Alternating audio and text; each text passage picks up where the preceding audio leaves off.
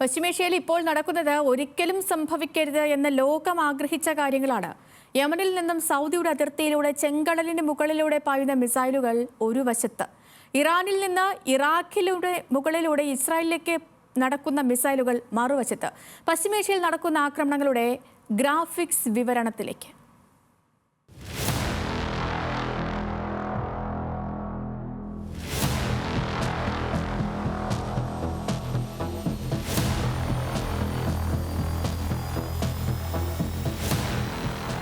ഈ പരന്നു കാണുന്നത് മുഴുവൻ ഇപ്പോഴത്തെ യുദ്ധഭൂമിയാണ്.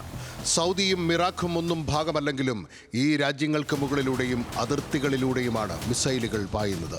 ഇപ്പോഴത്തെ സംഘർഷ മേഖലയെ ഇങ്ങനെ എണ്ണിപ്പറയാം: 1 Yemen, 2 Iran, 3 Syria, 4 Israel, 5 Lebanon, 6 Gaza.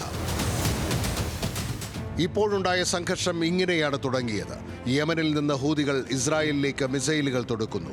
സൗദിയുടെ വശങ്ങളിലൂടെ ചെങ്കടലിന് മുകളിലൂടെ ഇത് ഇസ്രായേലിൽ പതിക്കുന്നു. അതേ വഴിയിലൂടെ തന്നെ ഇസ്രായേൽ തിരിച്ചടിക്കുന്നു.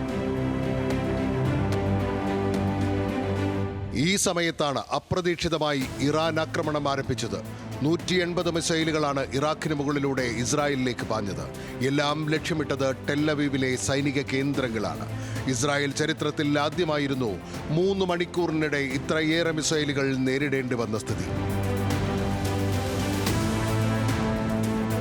ഇറാനിൽ നിന്ന് വന്ന മിസൈലുകളെ ഇസ്രായേൽ പ്രതിരോധിച്ചത് പ്രശസ്തമായ അയൺ ഡോം ഉപയോഗിച്ചാണ്.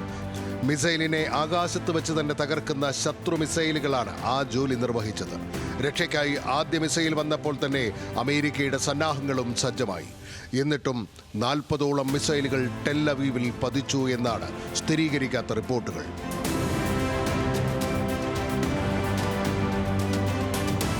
ഇസ്രായേൽ ഇപ്പോൾ 2 തരത്തിലാണ് ലെബനനിൽ ആക്രമണം നടത്തുന്നത്. ഒന്ന് ഇടതടവില്ലാത്ത വ്യോമയുദ്ധം, രണ്ടാമത്തേത് കരയുദ്ധമാണ്. ഇസ്രായേലിൽ നിന്ന് കരസേന ലെബനന്റെ മേഖലകളിൽ പ്രവേശിച്ചു കഴിഞ്ഞു. ഹിസ്ബുള്ള കേന്ദ്രങ്ങളിലാണ് ആക്രമണം എന്ന് പറയുമ്പോഴും സമ്പൂർണ്ണ അധിനിവേശമാണ് ഇവിടെ നടക്കുന്നത്. 10,000-ങ്ങളാണ് പലായനം ചെയ്യുന്നത്. International desk, news Malayalam.